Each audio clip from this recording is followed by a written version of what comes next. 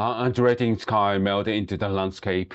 Two silhouettes move along the blast-rated walkway, and the ghostly features extend in agony. Since Norwegian artist Edvard Munch created that scream in 1893, it's become one of the world's most famous artworks.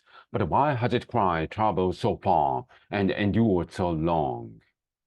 Munch was born in 1863, one of five children. Tuberculosis devastated Europe throughout the 1800s, killing almost a quarter of all adults. It took Munch's mother's life, then his elder sister. Soon after, Munch had his own bout of the disease.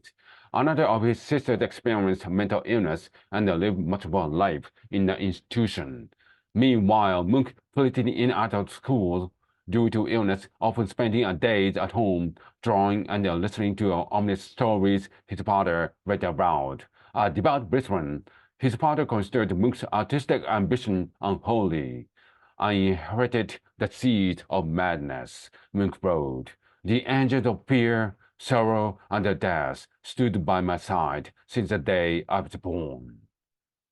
Eventually, Munch moved to Berlin, where he frequented creative circles committed to breaking with academic tradition and instead developing their crafts organically. While Munch had trained classically, he began immersing himself in what he called soul painting, composition that prized raw, subjective affect over realistic rendering.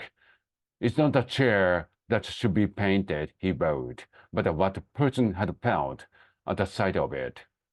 Many of the Munch's works dealt with personal suffering. This may also lead to a certain critically observed unsympathetic portrayal of women in works where Munch represented them as cruel predators victimizing helpless men. And death often haunted Munch's composition, from a skeleton harming a boat to a morbid self-portrait, and his sister's final moment to a mother's on her deathbed, her child assuming a now familiar expression.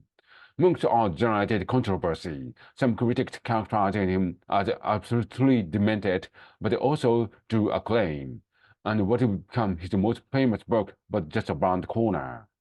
That scream was inspired by a moment that overwhelmed Munch with an acute sense of anguish. In a diary entry marked January 22nd, 1892, Munch described walking with two friends along the field overlooking what's now Oslo at sunset. He leaned against the fence, exhausted, as he saw the sky change suddenly. He described blood and the tongues of the fire above the blue black field on the city. His friend walked on. Munch wrote, I stood there, trembling with anxiety, and sensed an infinite scream passing through nature. And with other painful experiences, Munch revisited the scene repeatedly. First, he depicted it with more recognizably human subject, but the following year he surrendered it to dramatic, abstracted symbolism, the haunting expression on the figure's skull-like face, meeting the viewer's gaze directly. On this first version, he added a subtle, wry inscription, could only have been painted by a madman. Based on the Munch's account, many think the figure isn't emitting the shriek, but reacting to it. Munch eventually made the full version of the scream, all on cardboard, two with pastel, two with paint. He created numerous prints and lithographs. The year following the first scream, he depicted the same setting, but he featured a collection of despairing faces.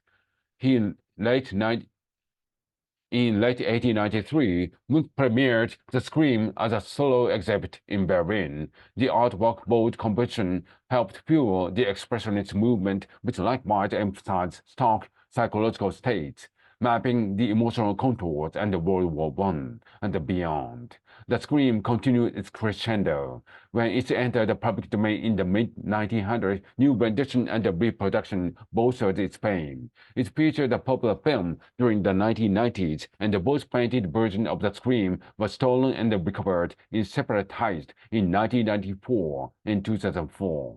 Soon enough, it was widely accepted archetypal symbol for horror and anguish. The screen-inspired emoji was eventually implemented, and considering how to mark hazardous sites so far off, future generations could know to avoid them. The U.S. government has considered using the screen expression, while its myriad cultural influences may not always reflect the personal agony Munch initially rendered. The scream has certainly found a near universal echo.